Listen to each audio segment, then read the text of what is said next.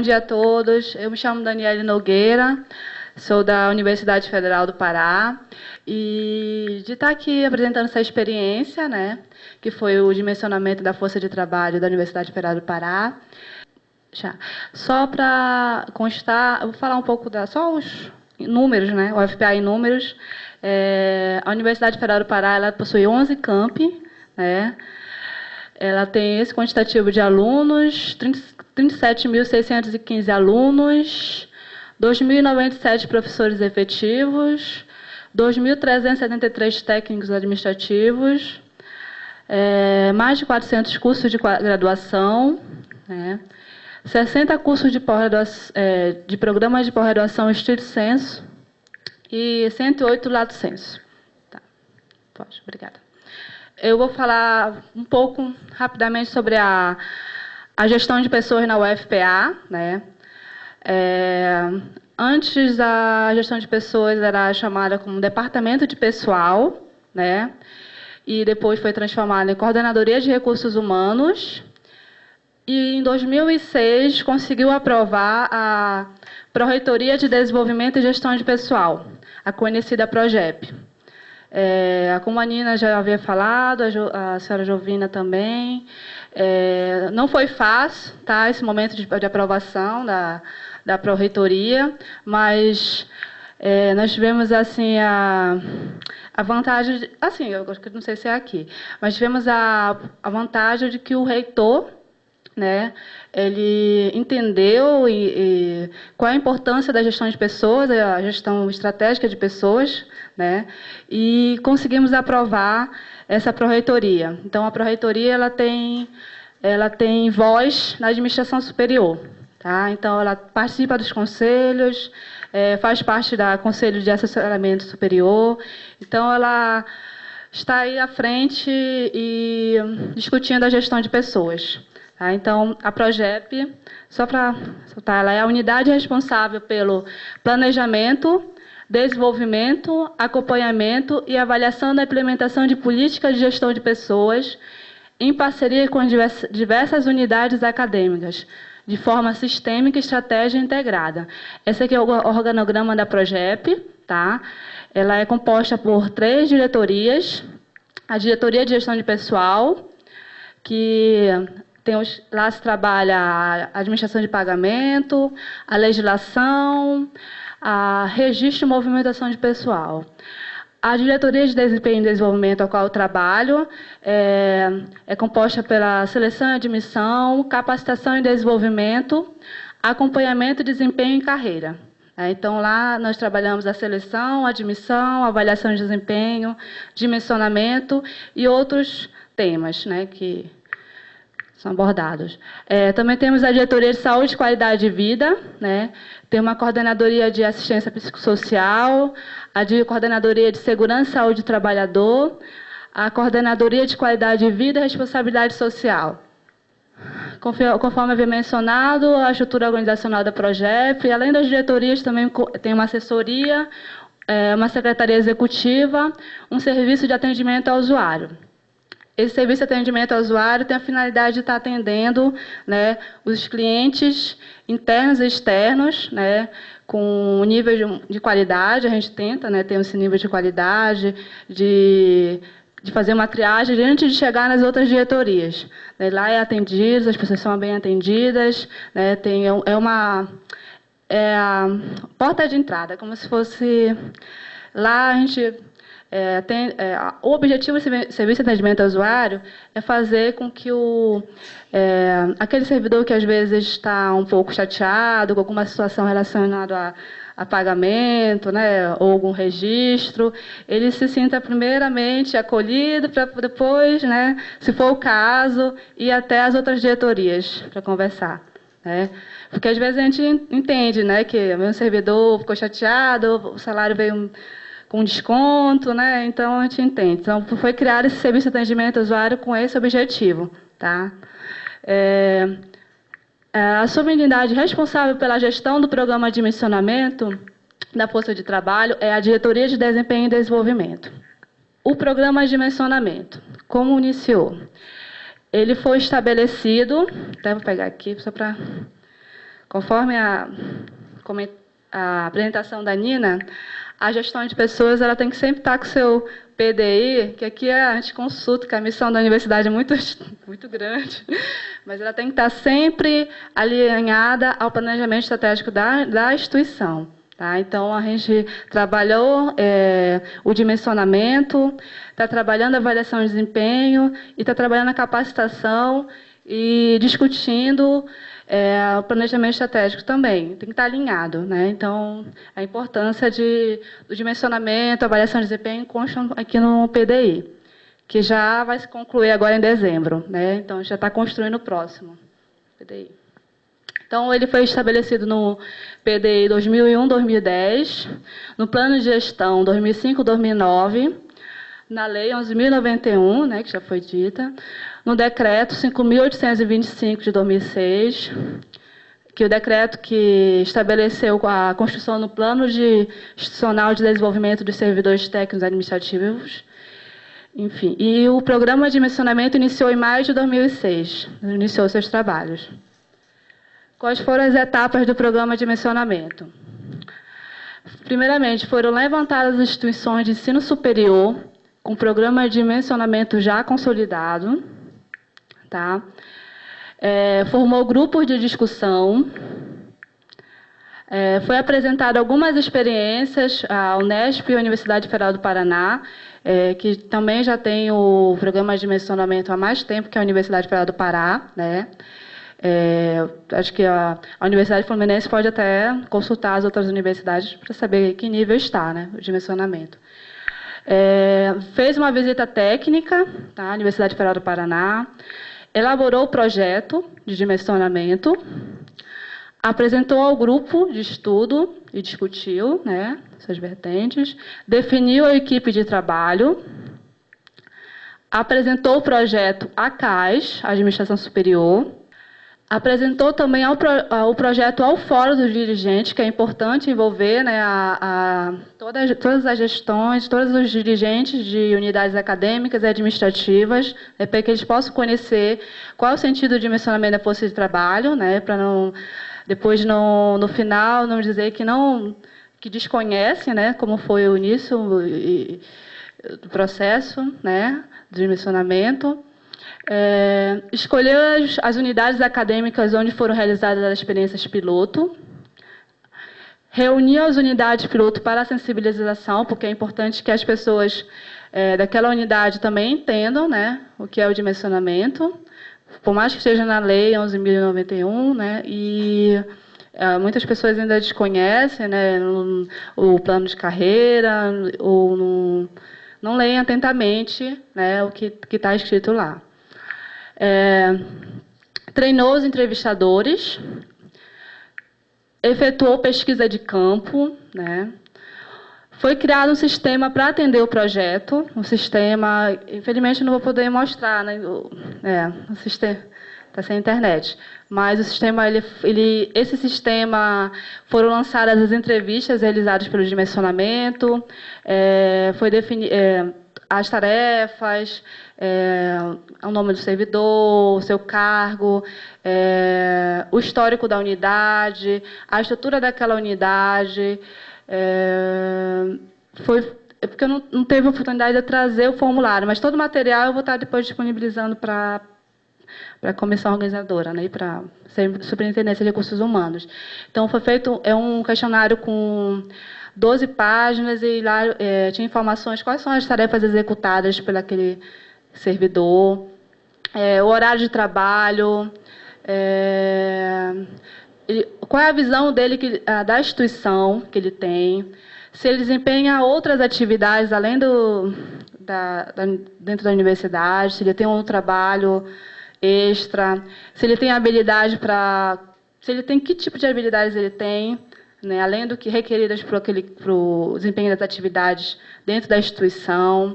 Então, são série de perguntas, foi a situação socioeconômica, questões de saúde, enfim, são várias perguntas que continham num questionário.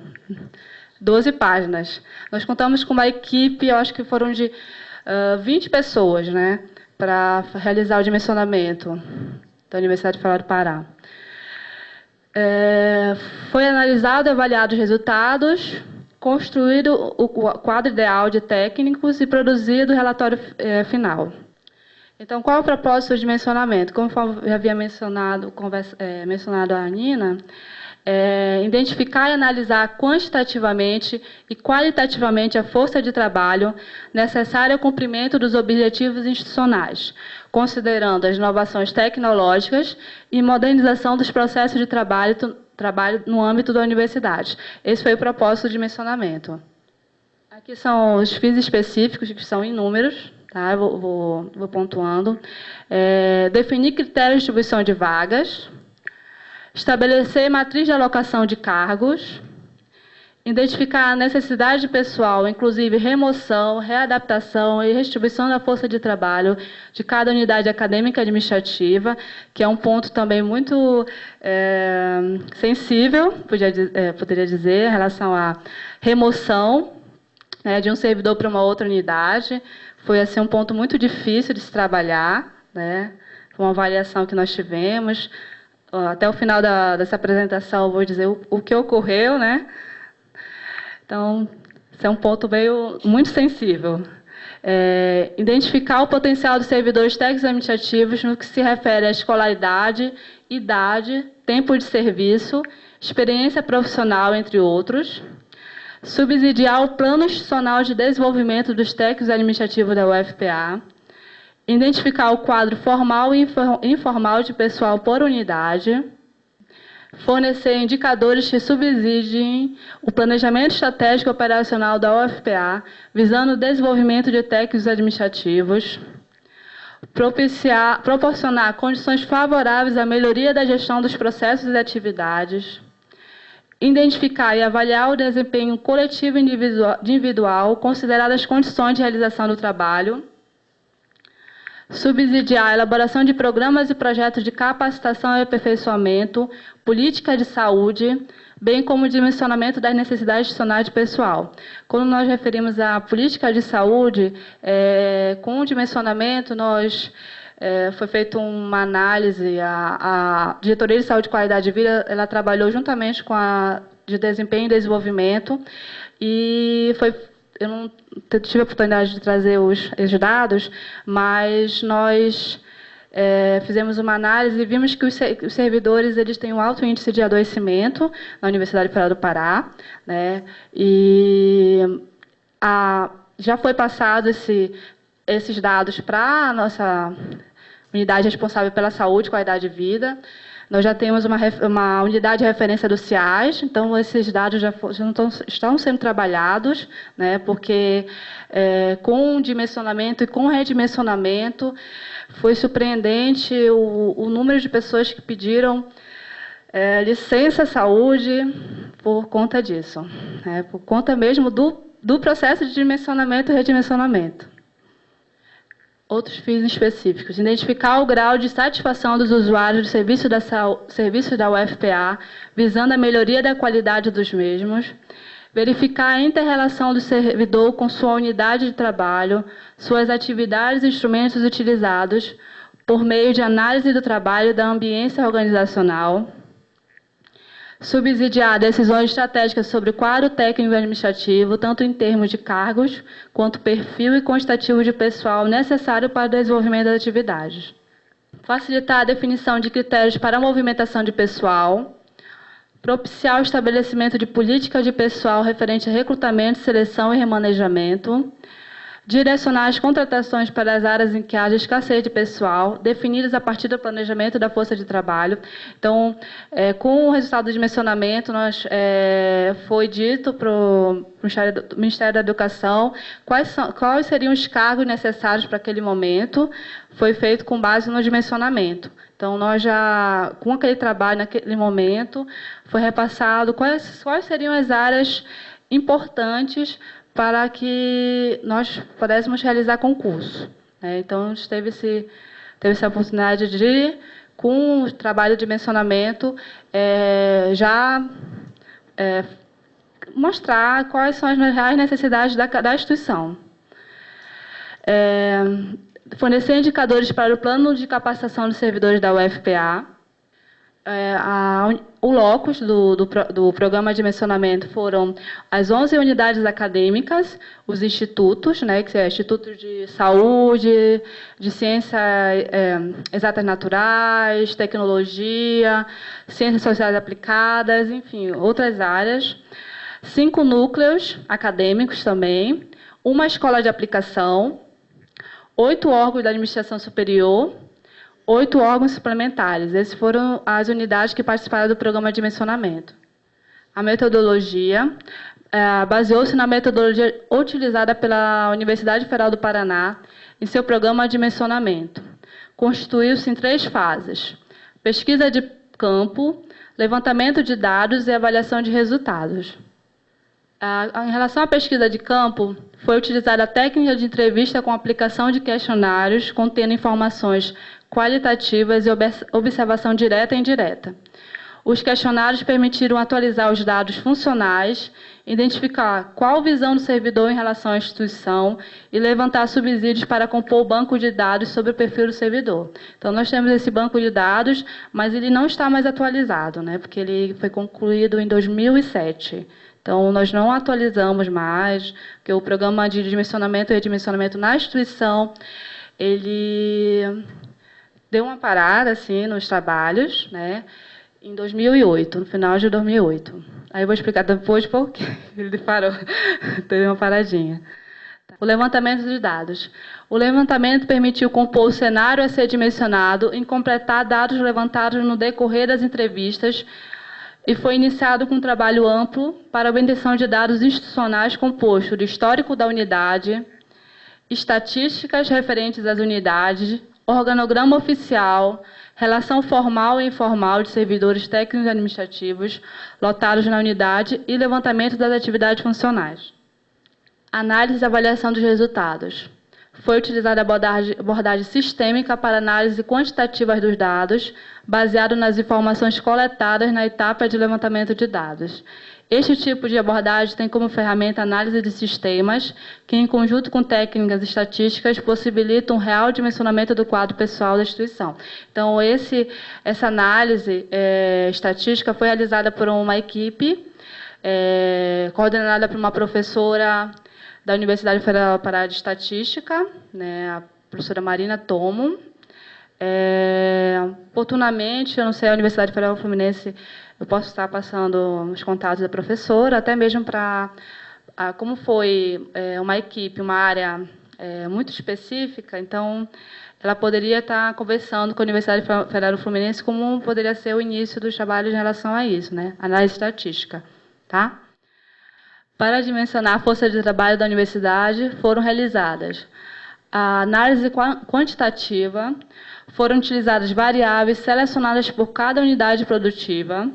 A partir dessas variáveis, os dados foram tabulados e processados numa perspectiva de análise estatística quantitativa, obedecendo aos seguintes procedimentos: ponderação, número de atividades por número de técnicos, cálculo da média para cada variável, cálculo do valor necessário para cada unidade, cálculo do número necessário para cada unidade. Então, cada unidade produtiva, uma secretaria executiva, uma faculdade, que antes não era faculdade, era departamento, né? Foi utilizada a variável de um departamento, uma biblioteca, a variável, um exemplo, número de livros de acervos daquela biblioteca, número de alunos que emprestam os livros na biblioteca. Então, foram utilizados esses tipos de variável para cada unidade.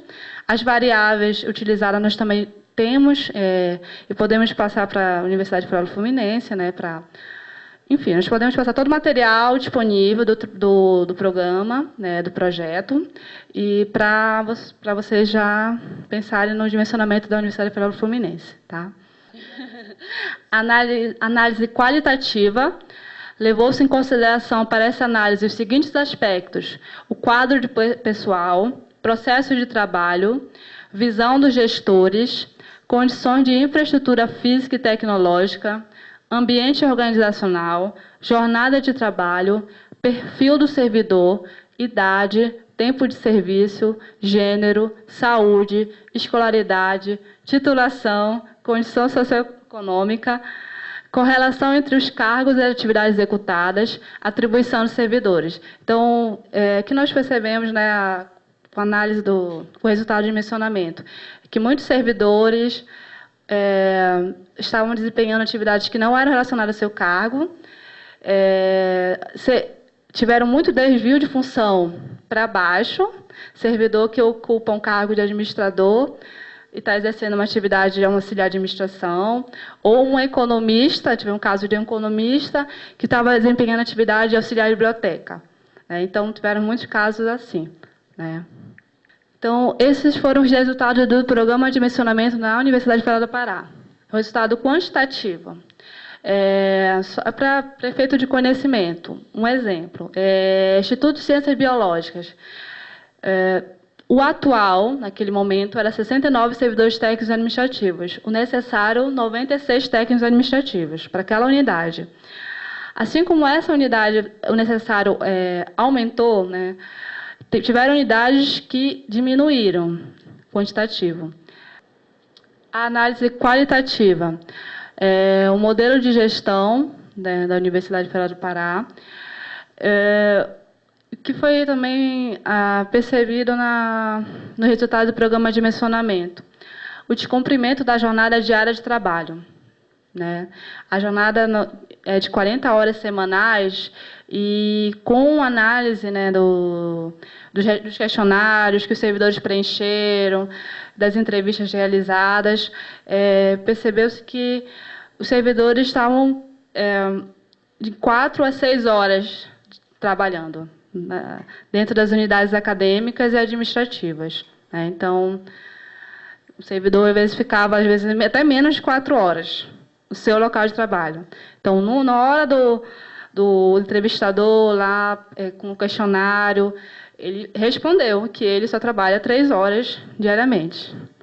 Então, foi também um motivo que as pessoas depois, quando foi dito qual foi os resultados de dimensionamento, ficaram assim apreensivas. Não, mas não fui eu, não escrevi isso, não é verdade.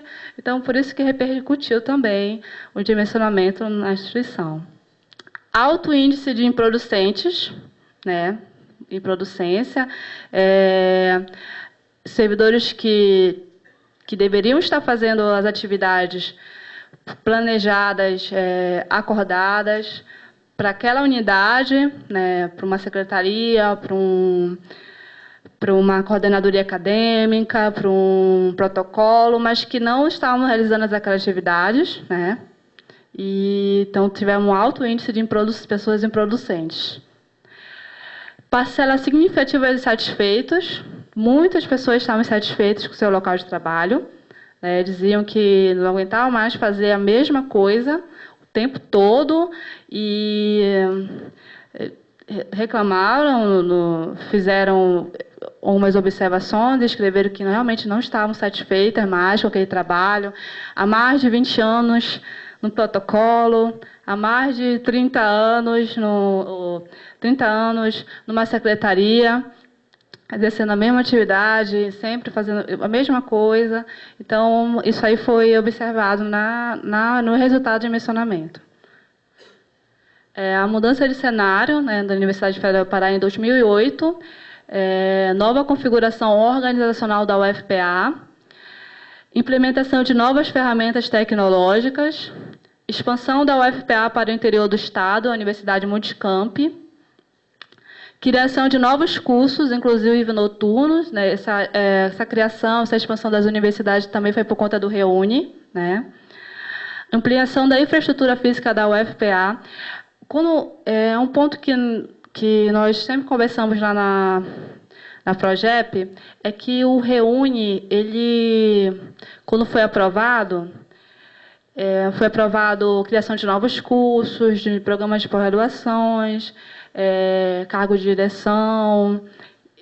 Só que, no momento da aprovação, depois que foi aprovado, não se pensou que servidor, que pessoa trabalharia naquele novo curso de graduação, né?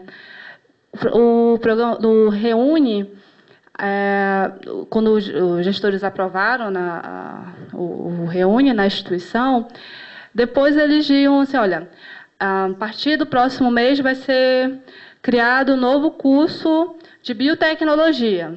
O curso ia ser criado no outro dia, os alunos já foram selecionados, já iam começar a assistir a aula, e se olhou o diretor que foi designado para aquela faculdade, a de biotecnologia, um exemplo, ele foi lá com a gente, e agora? Eu já tenho alunos, eu tenho espaço, né? Eu tenho um espaço, um computador, uma sala, e aí, quem vai ficar lá? Eu?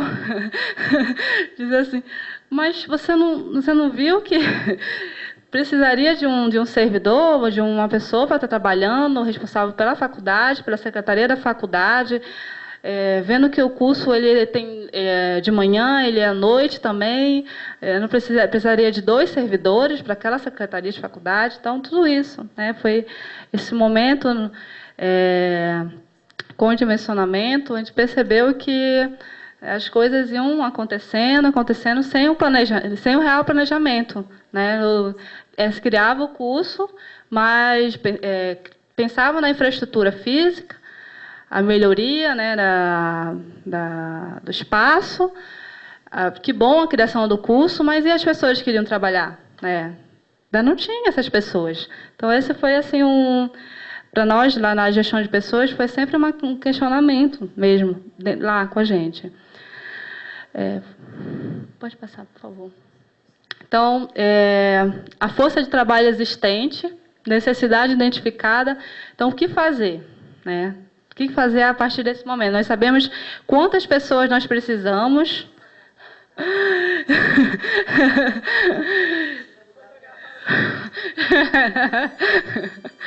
Mas o que fazer? Qual é a proposta a partir daquele momento? Nós já sabíamos, já tínhamos identificado essa força de trabalho.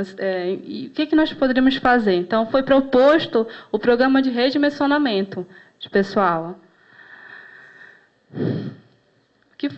O que é o programa de redimensionamento de pessoal? É realocação do pessoal técnico-administrativo no âmbito interno da UFPA, de forma planejada, visando a reorganização estratégica da sua força de trabalho. Então, é aquela movimentação essa parte sensível da história que nós pensamos e nós realizamos. Tá? Pode passar. Os principais objetivos do redimensionamento: melhorar a qualidade dos serviços desenvolvidos pelos técnicos administrativos, melhorar o nível de satisfação da comunidade universitária quanto aos serviços executados. Quando eu coloco melhorar o nível de satisfação da comunidade, eu me refiro que o que se via antes. Se tem um curso de manhã e outro à noite, ou de manhã, de tarde ou de noite, só tinha um servidor para horário da manhã. Não tinha um servidor para estar trabalhando no horário manhã, tarde ou tarde e noite. Então, aquele serviço ficava prejudicado. O aluno chegava, às vezes, do trabalho, ia direto para a faculdade, né, ou para protocolar algum documento, ou para conversar como é que ele pode, enfim, solicitar alguma coisa, um documento, e não tinha ninguém para atendê-lo, né? Então, nós sabemos que, no momento que o fato de não ter uma pessoa lá para orientar aquele aluno, pode acabar ocorrendo o quê? Aquele aluno desistir do curso. Né? Então, todo, do porteiro ao reitor, todos nós temos uma função importante dentro da instituição. Né? Então, isso foi percebido no programa de dimensionamento. Potencializar as competências dos técnicos administrativos, dotar as unidades acadêmicas e administrativas de pessoal em quantidade suficiente, com competências alinhadas à natureza dos serviços desenvolvidos. Os princípios norteadores do programa de redimensionamento: envolvimento e comprometimento dos gestores, considerou-se perfil profissional para o exercício de funções para cada unidade produtiva, Considerou-se as competências requeridas pela instituição e as apresentadas por cada servidor. Foram definidas políticas de capacitação e qualificação direcionadas aos servidores improducentes, insatisfeitos e para os demais servidores envolvidos no programa. Os desvios de função para baixo foram corrigidos, quer dizer, pelo menos em tese, mas não foram corrigidos, acabaram não sendo corrigidos, tá, os desvios de função. Pode passar. Os técnicos administrativos insatisfeitos com as atividades que desenvolvem executarão outras atividades. Para a distribuição de novas vagas autorizadas pelo governo para provimento de cargos, levar-se-ão em conta o resultado do dimensionamento de pessoal e a nova configuração organizacional das unidades. Isso foi realizado. Garantia de atendimento ao público nos 3 turnos, de acordo com a natureza de cada unidade produtiva, também foi realizado. Tá? Os técnicos administrativos concluintes dos cursos de especialização oferecidos pela Universidade Federal do Pará foram avaliados e removidos. Foram, assim, alguns. O que ocorreu? Na política de capacitação e qualificação da Universidade Federal do Pará, percebeu que nós realizamos especialização em gestão pública para os servidores da universidade. Né? Mas, às vezes, se formava um especialista que era de uma área... um protocolo, uma secretaria, mas depois daquela qualificação, ele poderia ser bem aproveitado numa pró-reitoria, né? Ou na própria Progep, ou assumindo uma direção. Né? Então, se tentou fazer isso, em alguns nós conseguimos fazer esse remanejamento, e outros ainda não conseguimos. Essas foram as matrizes utilizadas, tá, por unidade produtiva dos institutos e núcleos. Então, para cada protocolo de uma unidade acadêmica, o número ideal era de 2 servidores. Para a Secretaria Executiva, também 2 servidores. Coordenadoria Acadêmica, também 2. Secretaria da Faculdade, 2 por faculdade, então ele ficaria de manhã, tarde, e o outro servidor tarde e noite, para poder estar trabalhando com os 3 turnos, né, do curso de graduação. Secretaria dos Programas de Pós-Graduação, 2 por programa. Coordenadoria de Planejamento, Gestão e Avaliação. Então, a criação da Coordenadoria de Planejamento, Gestão e Avaliação também foi lançada a partir da construção do Plano de Desenvolvimento Institucional da Universidade. O que ocorreu? Antes de 2007, foi estudado a possibilidade de se criar unidades, como se fossem as mini pró-reitorias, dentro de cada instituto, unidade acadêmica. Então, aquela antiga divisão administrativa de uma unidade acadêmica, ela se transformou numa coordenadoria de planejamento, gestão e avaliação. Então, ela é responsável, ela tem uma diretoria de gestão de pessoas, uma diretoria de orçamento e finanças, de logística, de planejamento. Então, elas são as mini pró-reitorias, que nós chamamos, dentro das unidades acadêmicas. Então, esse é o papel da Coordenadoria de Planejamento, Gestão e Avaliação, né? De descentralizar algumas ações, né, da Progep, né, que ficavam a cargo da Progep. Então, o número de servidores para essa coordenadoria é 3. Biblioteca, 2 assistentes para cada um bibliotecário. Informática, que nós chamamos os laboratórios de informática, 1 servidor. Uma matriz por cargo. Esses são os cargos fundamentais, né, para o bom desenvolvimento das atividades de uma unidade acadêmica. Técnico em assuntos educacionais, bibliotecário documentalista, secretário executivo. O analista de tecnologia da informação poderia ficar apenas o técnico em tecnologia da informação, dentro de uma unidade acadêmica. O analista, nós vimos que ele poderia ficar na unidade que nós temos lá, que é o CETIC, que é o Centro de Tecnologia e Informação. Então, ele seria fundamental naquela unidade, até por conta das atividades, né? Das unidades acadêmicas seriam mais para trabalhar no suporte técnico dos laboratórios de informática.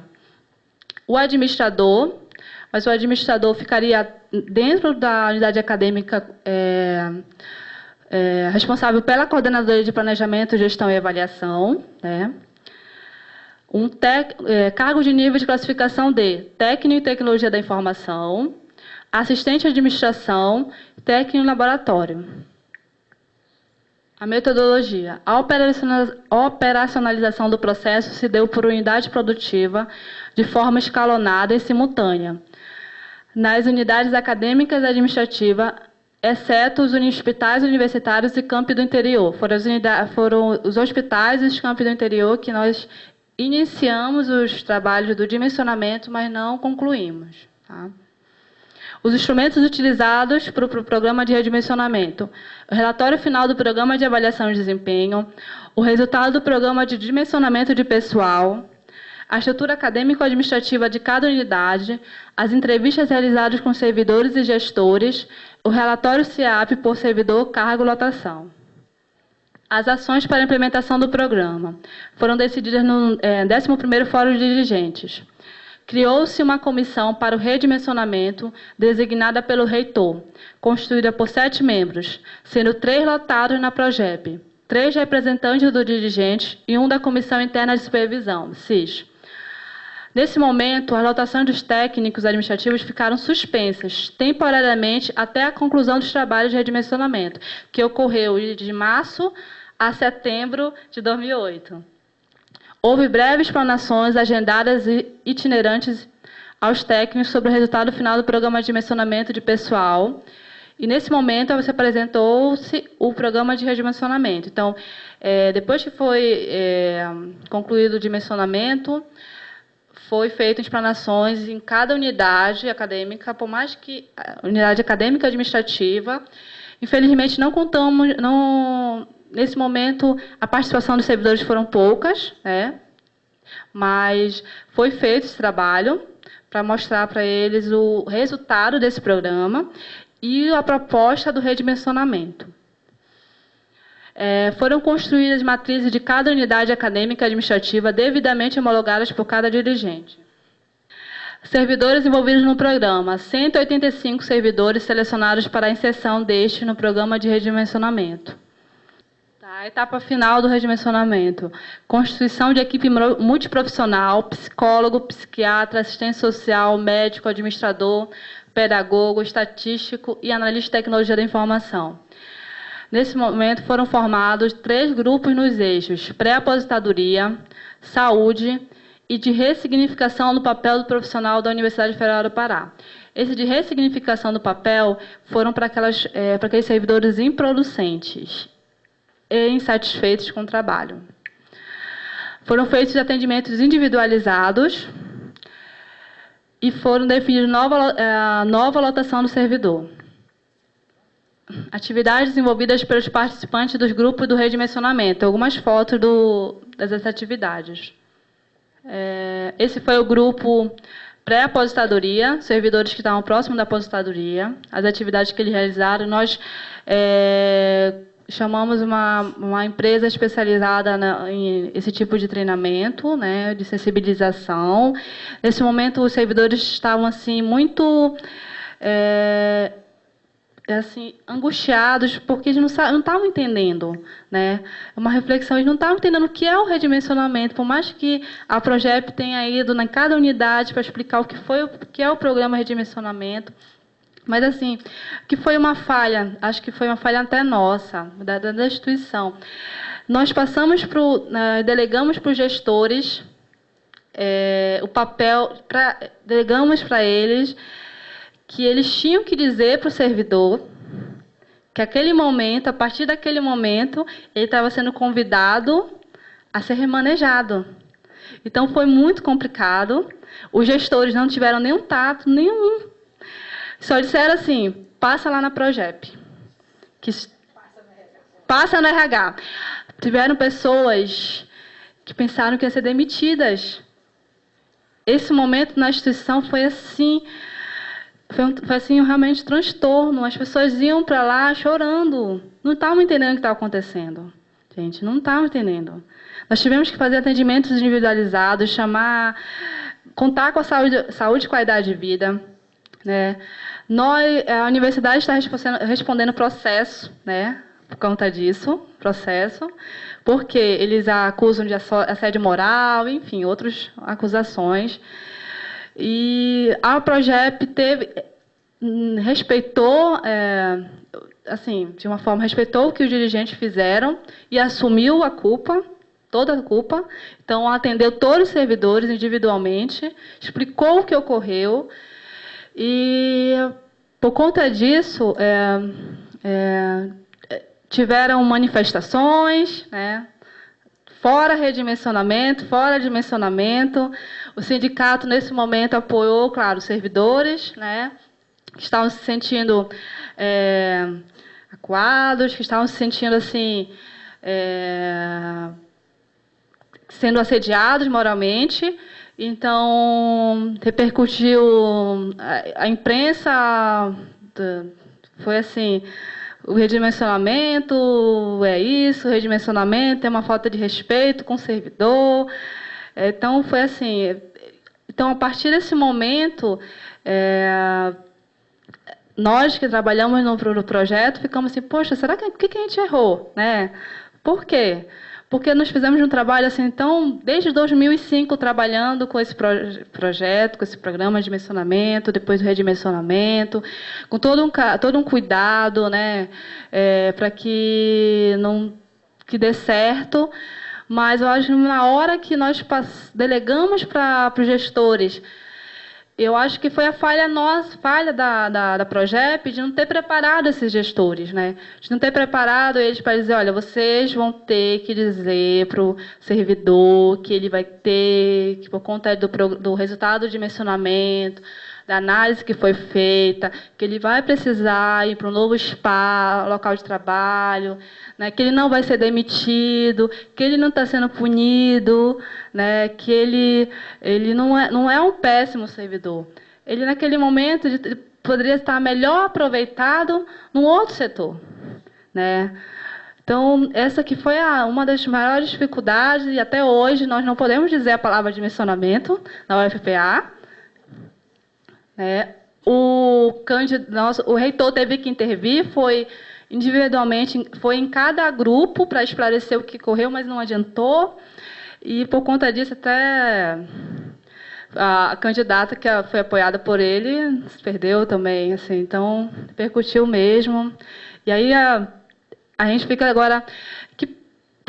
Qual o passo que nós temos que dar, né? Porque é muito assim, culturalmente as pessoas não entendem ou não estão preparadas para mudanças, né?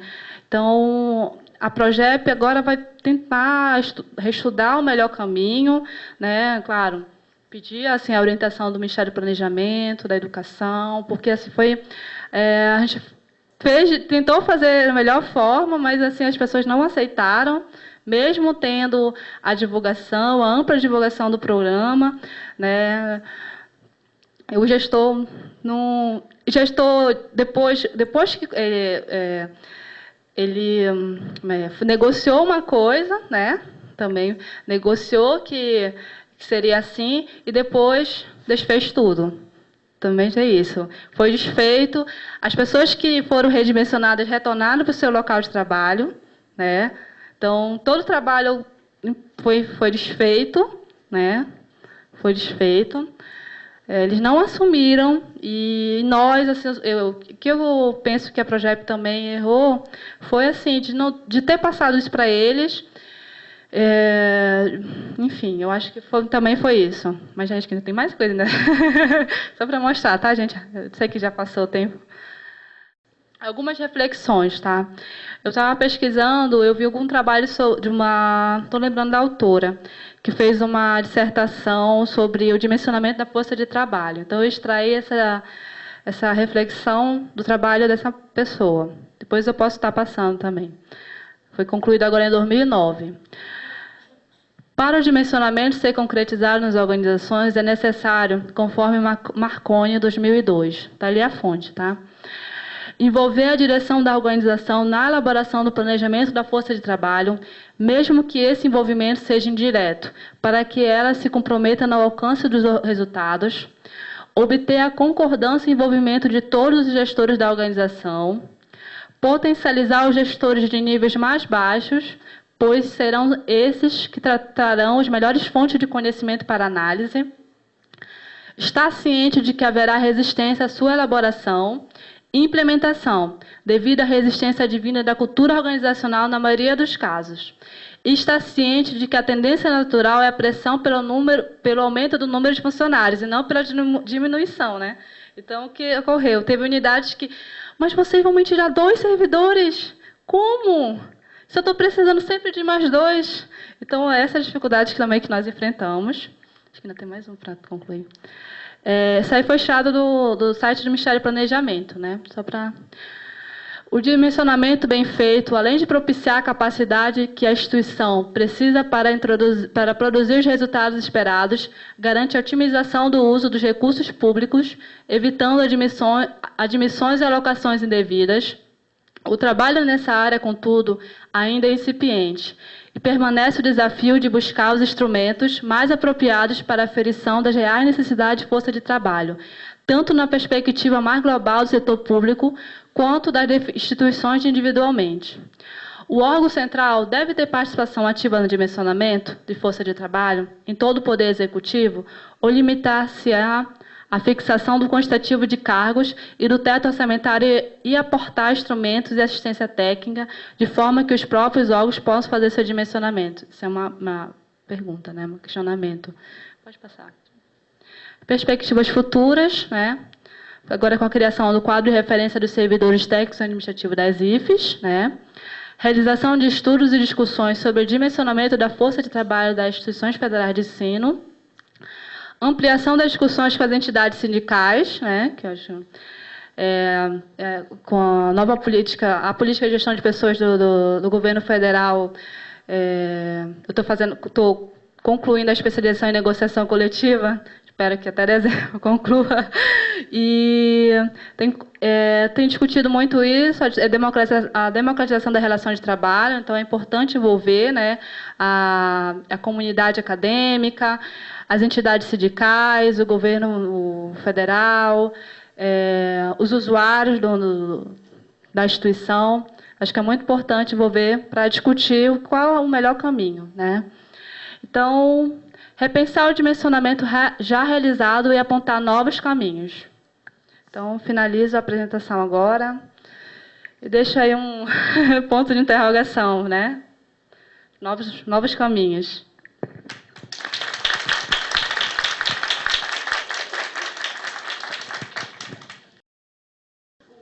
Bom, nós vamos dar início, então, agora ao nosso momento de perguntas aos participantes da mesa, para que eles possam aprofundar os temas que for mais de interesse for mais de nosso interesse.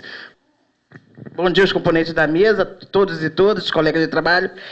1 minuto é muito pouco, mas não vou nem contextualizar o tema. Pedir desculpa a Jovina, porque nós vamos ter mais tempo para discutir a parte do organograma, mas me deter a Nina, bom revê-la, e a Daniele.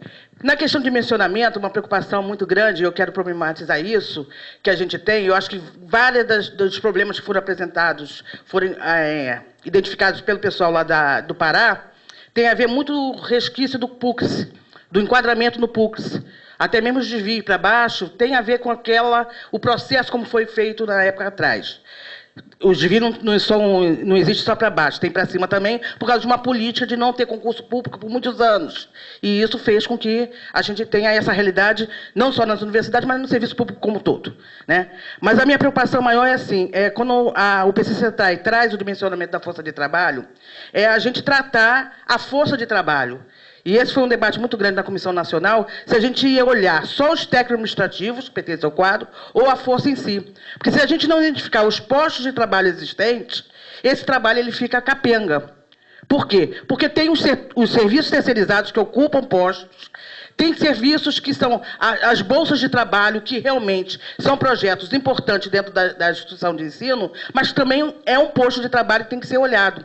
Então, esse levantamento, e principalmente a parte da terceirização, que a gente não tem o domínio e tem dificuldade de ter esses dados, né? O próprio Ministério não tem como levantar esses dados, os dirigentes, a Andifes coloca a dificuldade que tem de levantar o real quadro de terceirizados e os postos que ocupam, porque a empresa contrata com um determinado cargo, mas a pessoa exerce uma outra atividade. Os secretários do MEC não são secretários, né, dos diretores do MEC não são contratados, que são terceirizados, não são contratados como secretários. Então, essa identificação do fazer e do cargo é um dificultador que eu identifico para esse processo de racionalização, de dimensionamento, né? Então, como se dá isso? E um segundo ponto, né, dentro desse 1 minuto que me cabe, é que concordo com a Daniele que o REUNE, como ele não trabalhou essa parte do corpo técnico, eu acho que tanto o Ministério da Educação como o Ministério do Planejamento tem que ter olhar que vai ser necessário criação de vagas novas. O banco de talentos, para mim, ele vai ser insuficiente para dar conta da amplitude que vai ser, por exemplo, na UF, de aumentar de 22 vagas para estudante para 40 mil. Isso significa a criação de laboratórios novos, de uma série de estruturas novas que serão criadas, que o banco de talento não vai dar conta. Para quem vem acompanhando, acho que em 5 anos, o número de trabalhadores que vão se aposentar na UF, que é da minha geração, vai ser um número muito grande. E não basta suprir esses postos de trabalho. Precisa se criar outros novos, e essa transição. Então, eu acho que o dimensionamento ele não está descolado da capacitação, do processo de avaliação. Essa interação tem que acontecer, né, para a gente efetivamente ter um processo de desenvolvimento, mas é um desafio muito grande, porque se não houver a sedução dos gestores, né? E na universidade, diferente de um outro órgão público, pela autonomia que ela tem, pela autonomia que os dirigentes, nos seus escalões, possuem, se eles não forem sensibilizados, nós não vamos ter o quadro real. Porque a posse do servidor, ela ainda é uma cultura muito grande. O servidor me pertence, da minha unidade. E eu não posso abrir mão, senão, eu não posso prejudicar o servidor, eu não posso isso e aquilo. Então, até para a gente ter a confiabilidade das informações, isso é um processo desafiador. Então, eu entendo o dimensionamento como um processo a curto, médio e longo prazo, que você não pode ter os dados levantados, não pode ficar muito tempo, senão eles perdem a sua validade, né? E é um processo realmente que, se você não passar de seduzir mesmo, e aí seduzir todas as instâncias. São os gestores, é a categoria, é o movimento sindical, e trazer junto para o trabalho conjunto. Porque na medida que você traz para junto, ele passa a fazer parte também do processo. E eu acho que facilita toda e qualquer outra discussão. Desculpa se eu ultrapassei o tempo. Mas como interromper um questionamento tão bem elaborado também? Fica muito difícil, a posição é muito ruim. Por favor, Rosana. Bom dia ou boa tarde, não sei o horário. Eu acho muito importante a questão de dimensionamento, sim. Toda instituição federal, acho que tem que fazer isso, porque a gente vai descobrir muita realidade dentro da universidade. Agora, é importante saber como fazer isso, né? Como você vai dizer para um servidor que ele vai ter que sair de uma chefia, de um local de trabalho, onde ele está bem adaptado, e para um setor onde ele não tem a menor afinidade, onde ele não se sinta feliz, né? No SPSF, a gente busca muito trabalhar isso, porque várias realidades nos chegam quando o servidor não está feliz, quando o servidor está adoecido, e isso pode causar um problema muito sério. Você tirar um servidor de um local onde está adaptado, ele acabar adoecendo por conta disso, né? E quais serão os critérios para isso acontecer? Eu acho que tem que ser um trabalho muito bem estudado, ele não pode ser colocado imediatamente, ele tem que ser um processo de estudo, até porque no Pará parece que algumas questões aconteceram, né? Isso é interessante para a gente refletir aqui. Agora, um dado que eu pergunto à mesa. Na universidade, no serviço público como todo, nós ficamos muito tempo sem concurso, né? E para alguns setores não pararem, alguns desvios de funções tiveram que acontecer de fato. E eu pergunto, como vocês vão trabalhar isso? Né? Quais serão os critérios para se identificar isso? Qual a importância que a instituição vai dar para esses trabalhadores que ficaram anos, né, colaborando com a instituição, quando houve um momento que ela tinha que dar conta da demanda, porque muito tempo sem concurso. E se há proposta de ascensão funcional. Né? Porque eu lembro que a FASUBRA fez esse estudo, ela queria não só discutir a carreira, mas ela queria discutir a potencialidade dessas pessoas, desses trabalhadores. E eu não sei se essa questão, no dimensionamento, vai ser levada em consideração. Eu acho que é muito importante essa discussão ser travada com bastante profundidade. Eu vou fazer uma pergunta, mas eu quero aproveitar para compartilhar também com vocês, porque assim, a gente está com um esboço de dimensionamento da força de trabalho, porque com essas nossas discussões todas, nós temos aqui a Comissão de Orçamento e Metas do PDI da instituição, e que a gente fez o PDI de 2008, 2012, mas anualmente a gente apresenta programas que a gente chama PDI 2011, para conseguir recursos, porque a ideia é vincular recursos a programas estruturantes. E este ano, nós, da SRH, a gente esboçou um programa de dimensionamento da força de trabalho para ser avaliado amanhã. São 42 programas estruturantes na universidade. E a SRH só mandou este programa estruturante para ver se tem peso e para ver se o pessoal lá aprova o que a gente está pedindo.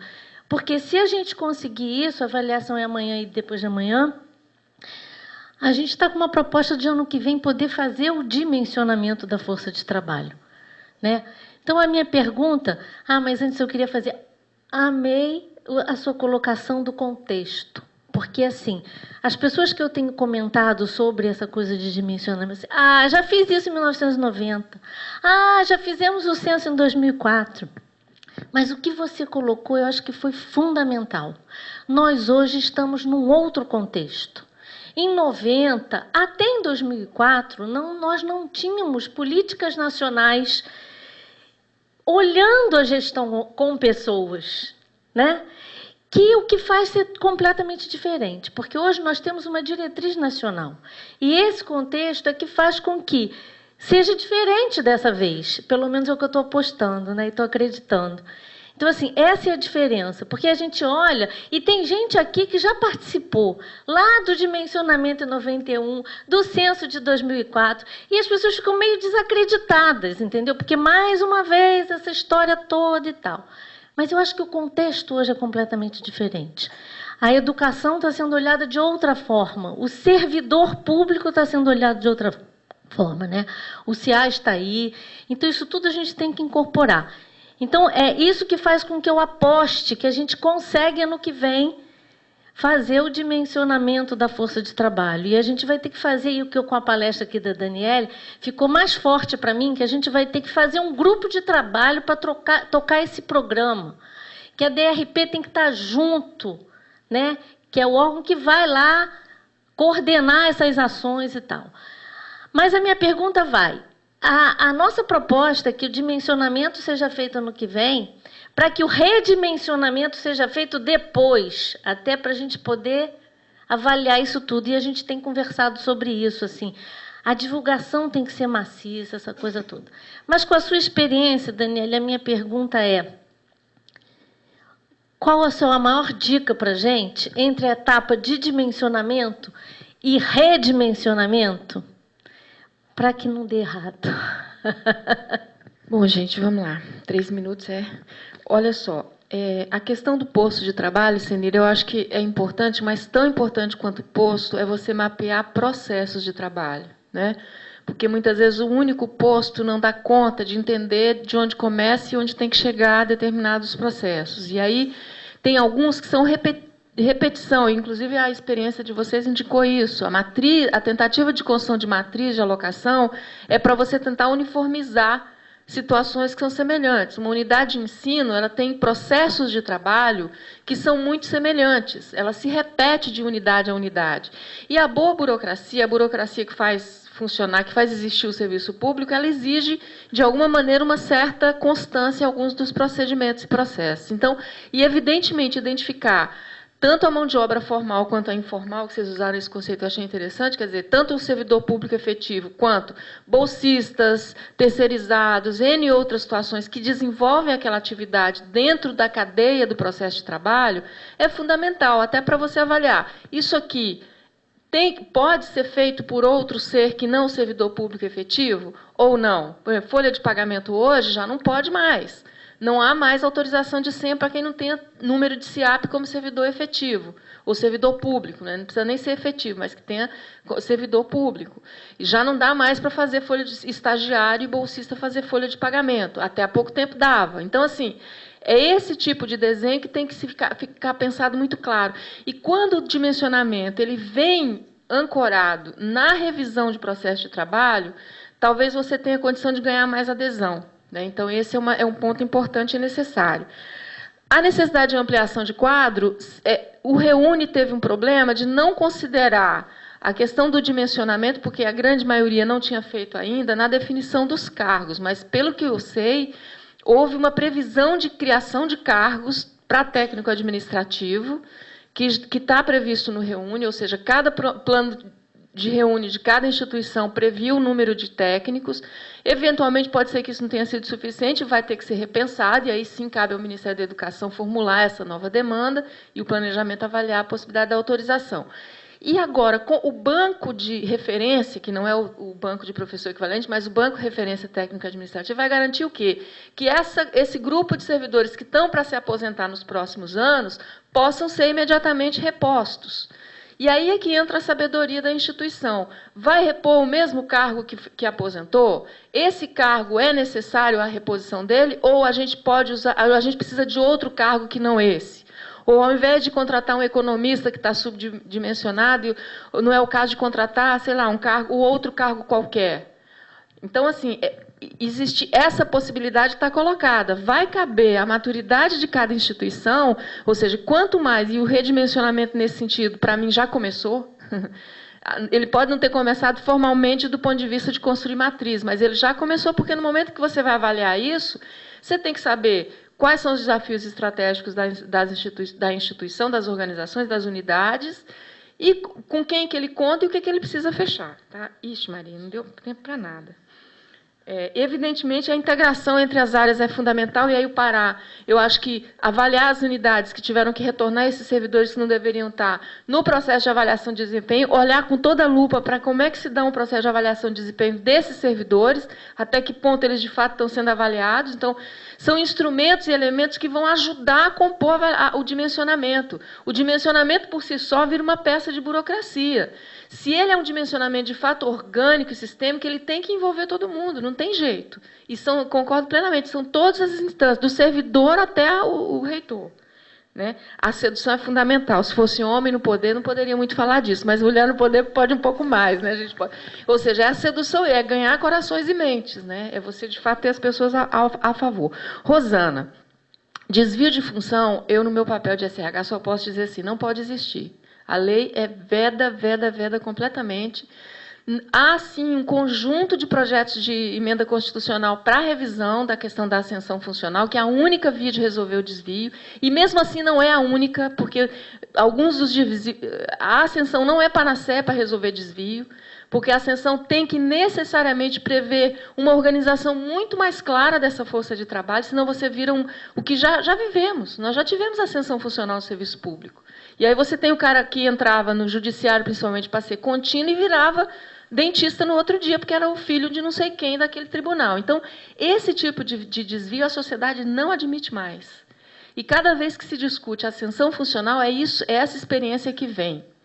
Então, não é o problema daqueles... Eu, particularmente, até acho que a gente devia pensar numa estrutura de ascensão ou de promoção um pouco menos rígida do que se tem hoje. Mas eu creio que mais isso entra no conceito de cargo público do que propriamente no Estatuto da Ascensão Funcional.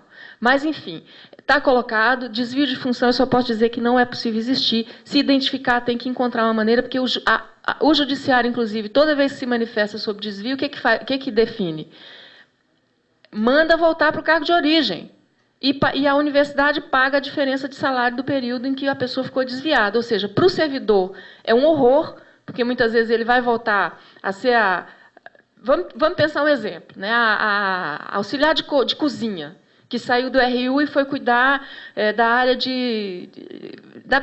da área de psicologia, fez psicologia e foi para a SRH cuidar de atendimento a servidor psicológico. Vai ter que voltar a ser auxiliar de cozinha. E aí, que sentido tem? Para um e para outro. Então, é muito complicado. A via judicial garante remuneração, mas não garante qualidade de vida e trabalho. Pronto. Que mais? Dimensionamento. Bom, agora é com a Patrícia. Obrigada, gente. Antes de passar, antes de passar para a Daniela, deixa eu falar um pouquinho. A Rosana, né, que fez aqui algumas colocações com relação à força de trabalho, que o Reúne não previu. Está previsto, sim, no Reúne, a gente tem um quantitativo de técnicos. Ainda a semana, se eu não me engano, retrasada, nós tivemos uma reunião no Fórum de Diretores das Unidades, onde a discussão era essa, justamente essa, né? A questão dos técnicos administrativos, que começaram os concursos a ocorrer já em 2009 para cá, e havia uma pactuação, né, em termos de cargos, né? Mas até o momento a gente, até porque é de 2008 a 2012, né? Então a gente ainda não tem todos os 500, né, Patrícia, se eu não me engano, a gente ainda não recebeu, mas tem toda uma programação nesse sentido. É claro que esses 500 são suficientes. Eu acho que o dimensionamento é que nos vai dar, né, essa clareza. Mas nesse fórum, né, nessa reunião que eu te falei há 3 semanas atrás, mais ou menos, para os diretores de unidades não são suficientes, eles querem mais, né? Até porque, com esse programa, né, de expansão das universidades, a cada momento a gente vê a indicação no Conselho da criação de mais um curso. É mais um curso que chega, né? E como foi colocado lá, né, por um dos diretores, nós precisamos, ele falando, né, nós precisamos ser mais consequentes quando a gente apresenta a proposta de criação de curso no Conselho Universitário. Porque, é óbvio, existe uma demanda da sociedade, a gente quer atender essa demanda, mas a gente tem que saber também quais são as nossas consequências, né? Porque a gente tem os limites e a gente precisa, antes de estar aprovando, saber em que condições a gente vai estar oferecendo esse curso novo, né? Então, isso é realmente um dado de realidade. A gente tem que realmente trabalhar esse dimensionamento. Quando se encaminha, né, propostas de criação de novas frentes de trabalho, ter clareza de qual é o nosso limite de cargos, né, porque o decreto veio estabelecer, o decreto 7.232, ele veio estabelecer um limite, né, e a gente está trabalhando em cima desse quantitativo. Já começamos, Nina, em cima do quadro de referência, já a repensar, né? A gente já tem, de 1º de julho para cá, algumas aposentadorias, e a partir desse momento, dessas aposentadorias, das vacâncias, por N razões, a gente já tem um quadro que a gente pode estar trabalhando, né? E a gente vê, por enquanto, como a gente ainda não tem esse resultado, né, do dimensionamento que ele se faz necessário, a gente vem trabalhando em cima das demandas das áreas. E também, né, na questão dos cargos que são extintos, a gente já está demandando para o MEC a troca, né, desses cargos por cargos que estão vigentes. Então, é isso que eu queria falar com você com relação a isso, né, que existe no Reúne, mas que, a todo momento, a demanda chega que precisamos de mais, e só o dimensionamento é que realmente vai nos dar clareza do que, qual é o quadro, né, ideal para a nossa universidade.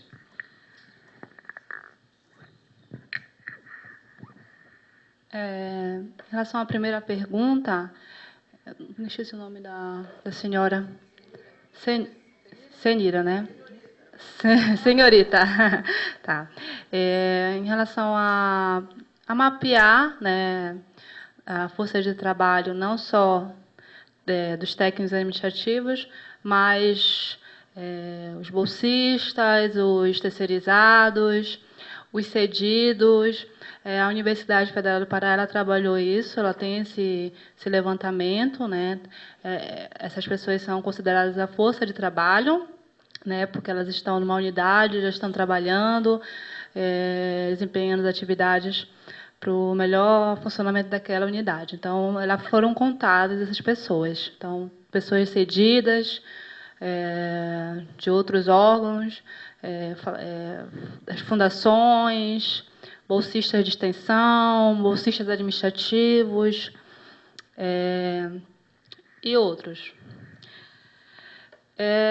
A segunda pergunta falou sobre desvio de função, né? Na universidade, nós também enfrentamos muito... é muito preocupante, porque nós temos pessoas que têm cargo auxiliar de cozinha, porteiro, auxiliar de administração, né? Então, que já tem até um nível de qualificação a nível de mestrado, às vezes até doutorado, e aí eles acabam sendo lotados em outras atividades, né, que não são aquelas destinadas para o cargo, né, que eles passaram no concurso. Então, é um ponto também que nos encontros, nos fóruns, é muito discutido. Infelizmente, tem muitos desvios de função, né, na instituição, e a gente também não sabe como a gente trabalha. Nós já recebemos, não sei se a universidade já recebeu processos de servidores, né, que estavam com... Na hora da gente lotar, ele era um cargo de auxiliar de administração, aí a gente aproveita aquele conhecimento, aquela habilidade, né, que ele tem para uma função mais estratégica, uma função em outra atividade que não de auxiliar de administração. Naquele primeiro momento ele agradece, não desempenha bem as atividades, depois ele usa dessa lotação para entrar no processo na justiça, né? Ele vai lá, entra no processo na justiça e diz que ele está fazendo uma atividade que não é o que ele foi nomeado para isso, né? Então, a gente está também, a Progep também responde alguns processos por conta disso, né? Servidores que, no primeiro momento, eles olha, não, eu gostaria de fazer uma atividade mais estratégica, né? Trabalhar numa pró-reitoria, ou trabalhar numa... mas aí, depois, usa dessa lotação para... né, para entrar com o processo na justiça, dizendo que está com desvio de função, né? E pede um valor, o advogado vir, né? Enfim, isso é muito complicado aí na instituição ainda, tá? Em relação à pergunta da Patrícia, qual a dica, né? Isso é muito também dica. O que eu poderia dizer, que eu estava conversando com a Nina, que eu acho que faltou mesmo na gestão do programa, foi a Progep levar a gestão com pessoas para todas as unidades, né? Toda a universidade, envolver mais os gestores na atual política de gestão de pessoas do governo federal, envolver essas pessoas, porque eles não foram envolvidos, eles só foram no momento para decidir, né, quem ia ser redimensionado, participar de algumas etapas, mas não, eu acho que eles não foram capacitados para isso. Eles não têm eles não sabem trabalhar com a gestão com pessoas, né? Então, foi essa dificuldade que nós temos ainda e que poderia ser uma dica até para nós. Nós trabalharmos no próximo ano isso, né? Trabalhar a gestão com pessoas mesmo. Só. Bom, agora nesse próximo bloco, o José Renato, a professora Marli e a Leaci. Bom dia a todos. Eu gostaria de ouvir da doutora Nina, né, que eu acho que é uma oportunidade única que eu vou ter, que a maioria do pessoal que vai ter, a respeito do... O que acontece? A senhora colocou na fala da senhora, na palestra, que realmente há uma falta de profissionalização na área de RH, e nós sofremos muito com isso durante muito tempo. Eu estou há 17 anos trabalhando no RH, desde que eu entrei para o serviço público. E a gente percebe né, isso no âmbito nacional, não só nas universidades, não só na UF, mas que é uma grande rotatividade de servidores na área de RH. Né? O que a gente ouve muito é que muita gente não quer trabalhar no RH porque o RH trabalha muito. Né? E a gente tem essa dificuldade. Você não pode pegar um servidor concursado naquele momento e botar ele efetivamente na área de RH porque é um serviço muito específico. E ele vai ter dificuldade. Então a gente gasta um tempo para aquela pessoa ser treinada, a gente gasta recurso financeiro da universidade para aquela pessoa ser treinada. E, no entanto, cerca de 20% do quadro da RH é aquele pessoal que está ali há muito tempo, e os outros 80% vivem mudando. As pessoas não se adaptam e acabam saindo. Né? E há muitos anos, pelo menos que eu tenho conhecimento, há uns 10 anos, há uma proposta de uma carreira de especialização, de especialista em recursos humanos. E isso, eu acredito que não seja nenhuma diretriz política do PT que está no governo atualmente, né?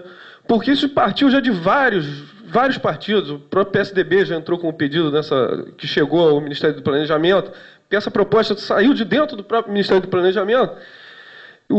Deputados do PT já apresentaram ao Ministério do Planejamento também proposta dessa carreira de RH, e até hoje a gente na época, o pessoal se identificou muito com isso, apoiou muito esse projeto, e até hoje a gente não teve uma resposta, né, de se isso seria bem aceito pelo governo. Eu acredito que não, porque até hoje não foi feito nada. E se a senhora tem alguma coisa para me dizer sobre isso. Boa tarde aos componentes da mesa. Bem, eu sou aos demais participantes. Eu sou a Marli, né, docente da UF, trabalho agora com concursos públicos para o magistério. E quero parabenizar tanto a Daniela quanto a Nina pela exposição, riquíssimos, né? E a Daniela, eu queria saber o seguinte, Daniela, quando você fez o dimensionamento de funcionários, você foi sucinta em colocar, né, 2, 1. Eu gostaria de saber como é que você faz para, na sua programação, as pessoas que ficam doentes e que tiram férias. Então, a gente, em 2004, participou do projeto do censo, né? E, na época, a concepção desse projeto previa uma etapa preliminar de retrato, de tirar um retrato da universidade, e, a partir desse retrato, então, muito próximo do que aconteceu lá no Pará, a gente analisaria os resultados e proporia uma discussão na universidade para a construção do processo de redimensionamento. Mas já lá naquela época havia muitas dúvidas sobre o que fazer com aquilo que a gente fosse com certeza encontrar, e muitas das dúvidas, às vezes, em algum lugar, elas eram de questões muito técnicas, e essas dúvidas, ao longo do tempo, de uma certa maneira, na minha cabeça, permanecem. Então, eu gostaria de perguntar prioritariamente a Daniele, mas não necessariamente somente a ela. No caso do Pará, como é que vocês, tecnicamente, que processo metodológico foi utilizado, especificamente? Qual foi o processo metodológico utilizado para estabelecer a quantidade ideal de pessoas por setor, por posto de trabalho? Quando você diz que aqui tem tantas pessoas, mas são necessárias tantas, ou mais ou menos, que processo metodológico vocês utilizaram? E aí, para as demais da mesa, que processos metodológicos podem ser utilizados, independentemente daquele que foi utilizado pelo Pará? E, particularmente, a Daniele, novamente, como que os servidores reagiram e se comportaram diante da quantidade enorme de perguntas do questionário? 12 páginas me assustaram. Como é que foi isso? Vocês conseguiram uma resposta numa quantidade estatística que oferecesse resultado realmente? Foi satisfatório? Tá, deixa eu responder, Marli, né? Quando você pergunta quando as pessoas ficam doentes e tiram férias, né? Essa matriz de cargo é o mínimo, né? É o mínimo para aquela secretaria, para aquele programa de pós-graduação. Infelizmente, nós não temos assim um quantitativo ideal de servidor. Aquela matriz deveria ser o ideal, né? Tem pelo menos 2 pessoas, né? O mínimo, né? 2 pessoas, né? Mínimo 2 pessoas. Mas aí a gente esbarra com essas questões que nós não conseguimos trabalhar, que é o momento que ele sai de férias. O perfil do servidor da universidade é um perfil de servidor que está sempre tirando licença, está com problema de saúde, né? Tem que sair de licença médica. Então, essas questões também, nós na universidade não conseguimos trabalhar, tá? Não foi assim bem trabalhado. Se tem o mínimo para aquela secretaria 2 pessoas, no momento que um sai de férias, né, no momento que um sai de licença, fica descoberto, né?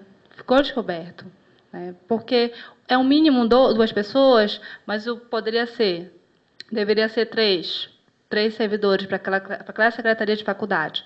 E não ocorreu.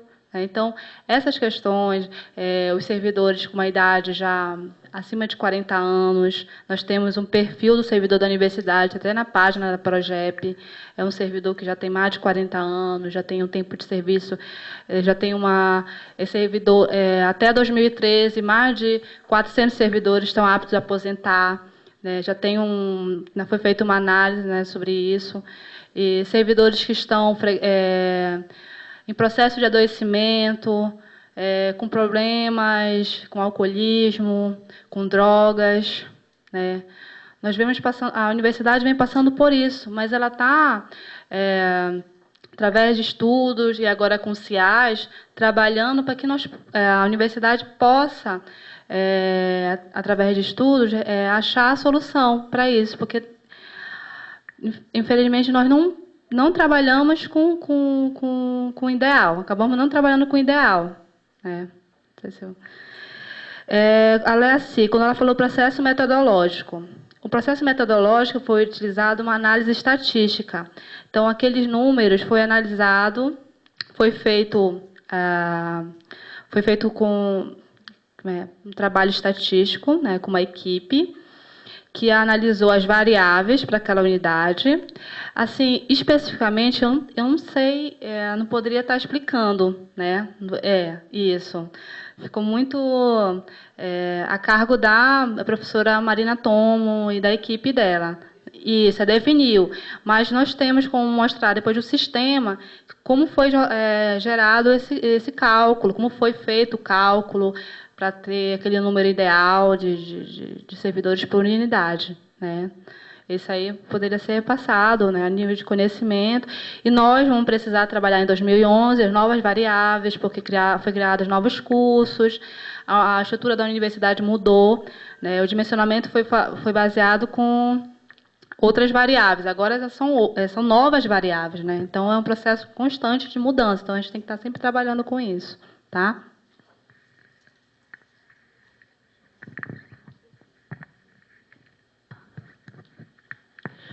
José Roberto, a questão da rotatividade e do alto custo dessa rotatividade que vem para a área de recursos humanos. Isso é um problema que ocorre em toda a administração pública, não é só aqui, não é um privilégio dessa instituição. Esse é um problema. Se a solução do problema é uma carreira específica para RH, é que há divergência. Tá? Por quê? Hoje, você tem uma dificuldade brutal de estabelecer carreira nova nessa proporção que seria para a área de recursos humanos. Por quê? Todo órgão público, independente se é universidade ou se é, enfim, qualquer que seja o órgão público, tem uma área que cuida de recursos humanos, ou de gestão de pessoas, né? Que pertencem a carreiras diferentes, a planos de cargos, a remuneração, a estrutura de progressão completamente diferente. Então, você criar uma carreira nova, vazia, ou seja, os próximos que vierem a entrar, que vão trabalhar na área de recursos humanos, você teria um problema aí, que é o que a gente está vivendo com as carreiras novas vazias que estão sendo criadas. Uma pessoa nova que vai chegar a aprender com você, que não poderia ir para uma carreira nova, porque você já pertence a uma carreira, e que teria que estar, muitas vezes, administrando, ensinando, fazendo o repasse de conhecimento para aquela pessoa que está chegando agora e que, muitas vezes, vai ter uma condição de remuneração melhor que a sua, porque ainda não tem um mas um bloco de aposentados vinculados àquela carreira. Então, possibilita que o governo federal monte uma carreira vazia com salários que considerem que não tem ninguém ainda, que ainda vamos demorar 30, 35 anos para ter alguém aposentando ali, que é diferente da maioria das carreiras do setor público, que algumas delas, como o caso, por exemplo, dos técnicos do Ministério do Planejamento, que tem muito mais gente aposentada do que ativo. Então, isso é que faz com que também a lógica da política remuneratória para essas carreiras tenha maior dificuldade de de galgar remunerações mais adequadas e imediatas, né? Então, daí que a gente tem trabalhado na recomposição remuneratória de médio e longo prazo. Então, essa é uma característica. A outra é que eu, particularmente, não considero, e não só eu, mas tem uma orientação de governo nesse sentido, que a área de recursos humanos é uma área que ela é descentralizada em essência, pela natureza da atividade. É o que a gente acabou de dizer aqui. O chefe do laboratório de química orgânica, ele é tão gestor de RH como a Jovina. Evidentemente que a Jovina, que vocês que trabalham na área, têm o conhecimento, o legado muito mais pesado, porque compreendem a instituição como um todo, e aquele ser está ali só na ponta, mas do ponto de vista da rede que precisa ser formada para a gestão de pessoas, ele também teria, e aí é complicado você estabelecer uma carreira com esse patamar. Então, assim, não há uma posição contrária a priori de estabelecer carreira, mas, ao mesmo tempo, há um cuidado e uma preocupação em como buscar uma solução que não piore mais o quadro, ao invés de facilitar. Então, algumas coisas têm sido feitas, trabalhadas no sentido de buscar. A implantação da GSIST no órgão central, que foi a SRH, que também vivíamos isso. Antes da GSIST, não ficava ninguém para trabalhar na... Você acha que alguém... Vocês que trabalham com folha de pagamento aqui, acham que alguém consegue trabalhar com o salário que vocês ganham hoje, cuidando da folha de pagamento de toda a União? De todo o Executivo, incluindo, inclusive, empresas públicas, em algum caso. Então, era complicado você reter quadros aí. Mas você tocou no nó crítico da área, que é um nó que a gente vai ter que buscar alternativas, inclusive em relação ao papel do CIPEC, porque, não sei se vocês todos sabem, vocês compõem o sistema de pessoal civil da União, vocês trabalham diretamente nesse sistema. Então, assim, eu acho que a saída que vai ter que ser encontrada vai ter que ser nessa direção. Como rever o papel e redirecionar e reforçar o CIPEC como um todo. É uma discussão que a gente vai ter que estar travando nos próximos tempos, mas que eu acho que, mais fugindo da lógica de carreira ou não carreira, é você encontrar melhores condições e mais adequadas de garantir que esse quadro, que é qualificado, fique e permaneça nas áreas de recursos humanos. É um desafio. Eu acho que o demais é mais específico da Daniela. Bom, para esse próximo bloco, a Claudete, por favor. Depois da Claudete, eu estou inscrito. Boa tarde, eu sou psicóloga do Serviço de Prevenção e Apoio Sociofuncional, e eu queria perguntar à Daniela, você colocou que mais ou menos 185, se eu não me engano, né, servidores participaram da pesquisa, e aí eu queria saber, né, por que vocês utilizaram esse percentual. E, durante a aplicação do levantamento, se vocês colocavam, né, os objetivos, que, de repente, o levantamento ele teria como consequência esse dimensionamento, e qual o tempo que levou para esse levantamento ser realizado, e se, de repente, vocês não identificaram já os ruídos, né? Porque as pessoas começaram a preencher esse documento, e eu fiquei pensando, mas será que durante o preenchimento, porque o assunto corre? E é mais ou menos isso, em cima desse questionamento. Obrigado. Bom, eu tenho duas coisas a falar. Primeiro, uma brincadeira, até que eu estava conversando com a Kátia Serbino lá em cima, quando ela escreveu o crachá da Nina. Então, eu perguntei, você escreveu o quê? Ela, eu escrevi Nina. Eu falei, não, ela gosta que se chame doutora Nina. Aí o José Renato falou doutora Nina, eu achei muito legal, mas é uma brincadeira. Como a gente diz assim, é muito legal para mim, eu acho que para todos nós, recebermos a Nina aqui, uma pessoa que ocupa um cargo tão importante dentro da estrutura do Ministério do Planejamento, e nos traz a visão de que eles têm um trabalho no sentido de nos valorizar. Aí entra aquela outra partida que eu gosto de falar também. A gente tem aquela mania de ser súdito do Estado e fica aguardando, não, o Estado está nos valorizando. Agora nós temos que trabalhar no sentido de nós nos valorizarmos enquanto servidor público, até para ir ao encontro disso que o Estado brasileiro, no novo governo, está direcionando. Nós somos muito importantes dentro dessa estrutura e nós temos que nos valorizar cada vez mais e encontrar os mecanismos de juntos construir essa valorização. aquilo que a Nina falou sobre as rejeições que se tem nas atuações do Estado. Isso não vai dar certo, isso não aconteceu ali assim. Também falou isso. Aí em 85 não deu certo. Agora é uma nova conjuntura, agora temos uma oportunidade única de realmente nos valorizarmos para promover o crescimento da nação como um todo. A presidente Dilma, no primeiro discurso, disse que vai encontrar mecanismos, ou que pretende encontrar mecanismos de valorização do mérito no serviço público. Isso é uma coisa que ficou no passado, que todas as apropriações que foram feitas dos mecanismos de meritocracia por pessoas que não trabalhavam, ia pelo que indicou, a pessoa era amiga do superintendente ou era amigo do gestor da área e conseguia, sem o mérito, aquele mecanismo que foi criado para se valorizar o mérito. Eu gostaria de saber se tem alguma indicação já nesse sentido. A indicação é a questão de quem ocupa os cargos de direção. Quando a gente fala de cargo de direção, eu estou falando desde o CD até a FG, entenda-se por aí, né? Quem coordena equipes de trabalho, que é o primeiro ponto. Essa pessoa não pode ser simplesmente elencada e pensada porque é indicação de alguém ou da própria equipe. Em algumas universidades até tem essa lógica, né, de a equipe indica e tudo mais, mas é um ser que deveria estar menos à mercê das questões corporativas quanto das questões de poder de cima para baixo, né? Aquela lógica do manda quem pode, obedece quem tem juízo, tem que acabar no setor público, né? Você tem que ter uma staff estratégica de gestores, né, que no RJU chamam-se chefes, né, mas que a gente agora, numa linguagem mais modernizante, são gestores, ou seja, a equipe de gerência da instituição, ela tem que compreender os processos básicos da instituição e do setor público. E um dos processos básicos é a questão da gestão de pessoas, que tem relação com entender e compreender a 812, quais são os direitos e deveres dos servidores e, por consequência, da chefia, que tem a ver com compreender o papel e o significado dos subprocessos de gestão de pessoas, e aí eu estou falando da questão do recrutamento, eu estou falando do controle, porque tem chefe que não sabe nem fazer controle, que é o elementar, quer dizer, é controlar quem chega no horário, quem não chega, mas é também saber lidar com o processo de o que fazer com essa informação. Então, assim, tem chefe que, fulano chega atrasado, e em vez de sentar com o fulano e falar, olha, eu preciso que você chegue no horário, ele vai hostilizar o fulano em relação a outros colegas. Então, assim, aprender os chefes e aí ter um programa forte de gestão, de capacitação e qualificação, tanto de quem exerce hoje papel de gerência ou de chefia, quanto em quem tem potencial de exercer.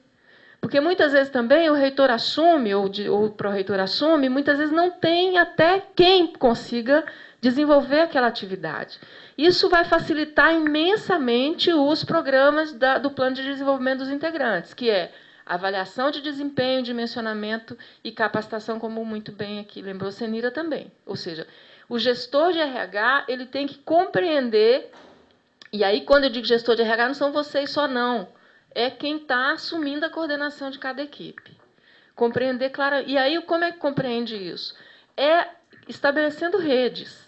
A SRH, ou no caso aqui a Pró-Reitoria, vai ter que fazer um trabalho de todos os chefes, encontrar uma maneira de vocês estarem fazendo trabalho contínuo com eles. Porque no momento em que eles tiverem que fazer a entrega, que é o que a gente chama de a entrega, exercer o papel de fato de chefia, ele vai ter que ser um parceiro da SRH, como muito bem experimentou o Pará, e não alguém que vai ajudar a destruir a política de recursos humanos, né? Então, tem que ter esse gerente tem que ter um suporte da SRH no sentido de estar constantemente sendo chamados a isso. Tem que ser uma orientação de um reitor, que, olha, a cada tanto tempo, os chefes vão ter que se reunir, discutir, criar espaços de debate constante sobre a política de gestão de pessoas. Acho que talvez seja um ponto, acho que a Márcia pediu uma dica do que fazer, mas assim, seja um ponto de já começar a trabalhar, se você que você já não tem, evidentemente, mas trabalhar discussão de conteúdo e troca e muro de lamentações também, né? Deixar um espaço para muro de lamentações, e aí, a partir disso, ir construindo conceitos e saídas em conjunto com quem ocupa chefia. E quem não aparecer tem que sentar e ajoelhar no milho, entendeu? Assim, tem que ser uma coisa, eu estou dizendo que tem que ser um pouco obrigatório, não dá para deixar assim, vai quem quer. Tem que ser uma decisão de governo, de reitoria, no sentido de que eles têm que passar por processo de capacitação, mesmo sendo docente, doutor, pós-doutor lá em Harvard, entendeu? Tem que sentar, porque é doutor em tal coisa especializado, mas não é doutor, não sabe como lidar com pessoas. Eu acho que deu para mim.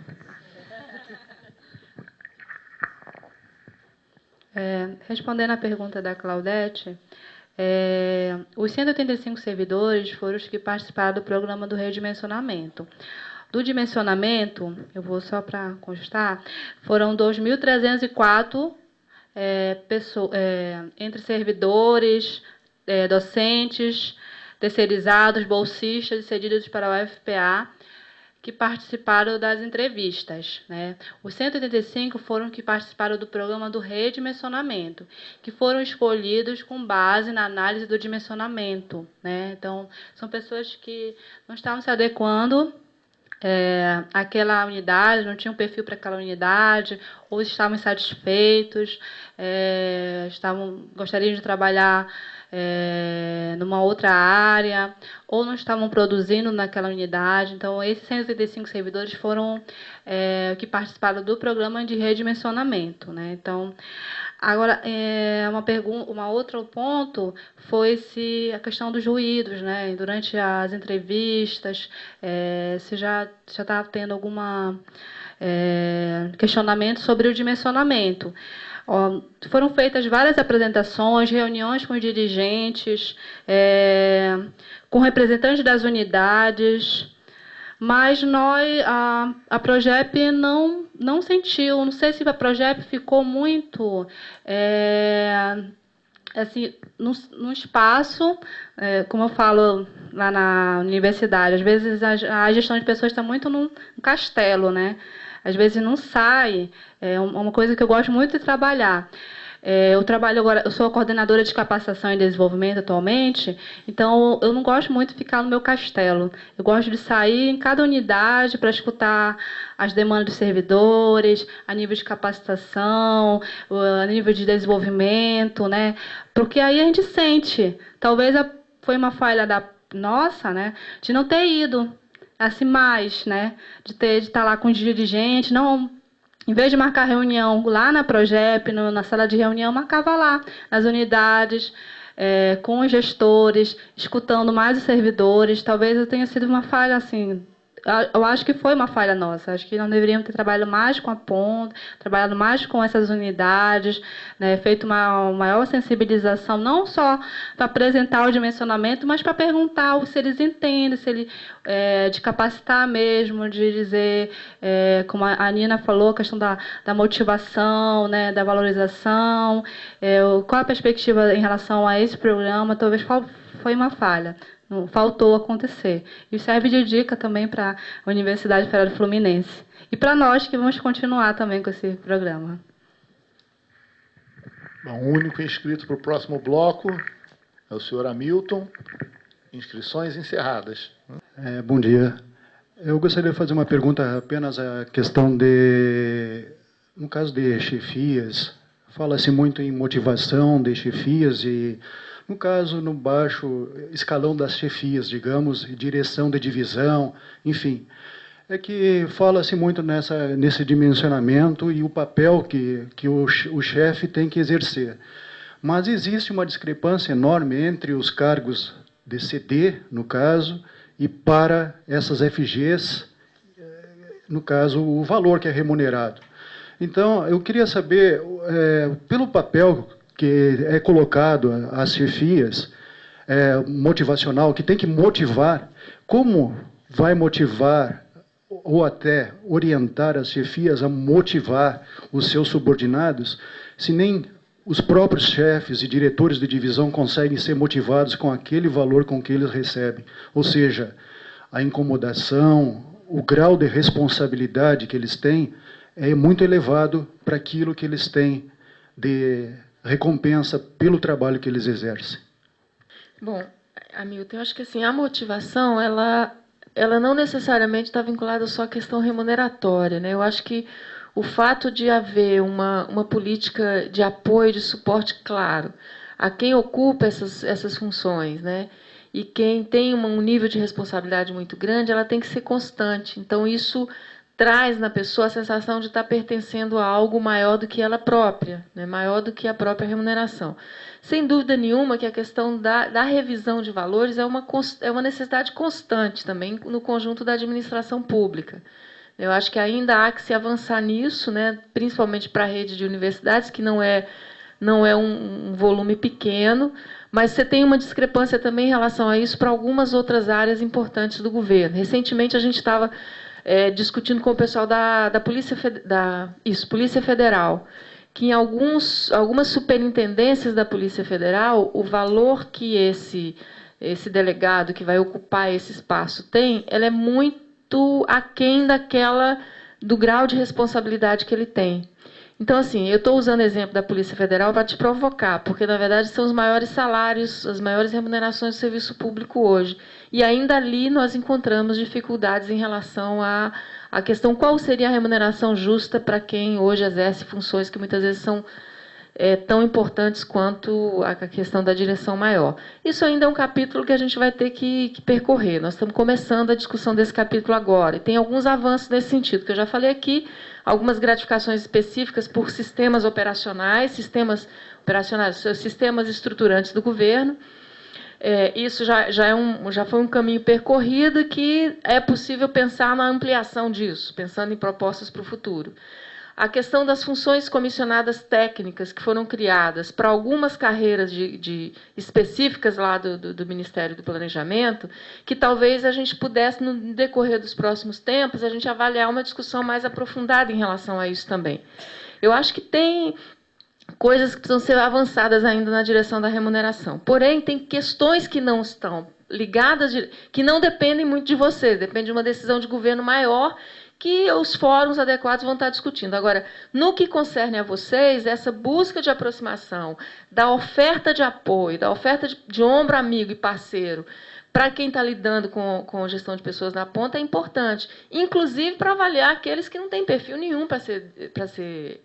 Porque, assim, quem não dá conta do pouco também não dá conta do muito. Vamos combinar. Quer dizer, aquela pessoa que hoje recebe uma função gratificada e que não consegue fazer uma boa análise de avaliação de desempenho, fazer uma boa proposta de capacitação e também aprender a lidar com o dimensionamento, com todos os aspectos que ele tem que ser avaliado se é ou não perfil para continuar sendo chefe. Então, assim, tem que haver uma política nesse sentido. Então, eu acho que tem outros elementos que vocês poderão estar lançando mão de motivação, que não só remuneração, que remuneração não está no campo da governabilidade de vocês. E aí, teria que estar articulando isso com os reitores, para que eles vão... E eles já estão fazendo esse movimento também, que eu sei. Eles já têm uma proposta de alteração nesse campo aí. Agora, em relação ao mérito, que eu não respondi de tudo, e para fechar, tem um outro aspecto do mérito, que é em relação ao servidor, que eu gosto sempre de frisar. O chefe que acha que está sendo legal porque dá avaliação de desempenho igual a todo mundo, para todo mundo progredir, esse está provocando um desserviço para ele próprio. Ele está colocando bomba em campo minado, para ele próprio. Por quê?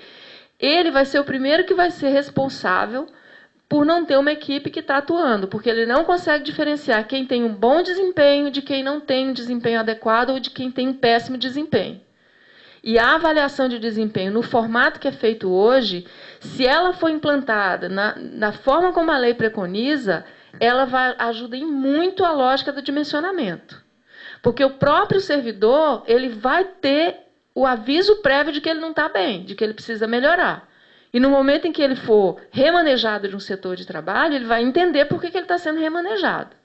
Ou, no mínimo, ele vai ter os elementos adequados para ele identificar por que foi que aconteceu. Que não foi porque a Jovina é mazinha, não. Ou porque o chefe dele é isso ou aquilo, mas é porque ele próprio cavou um espaço para isso acontecer. Então, assim, tem que haver a utilização adequada de todos esses mecanismos de desenvolvimento de pessoas facilitem muito o processo de dimensionamento e redimensionamento.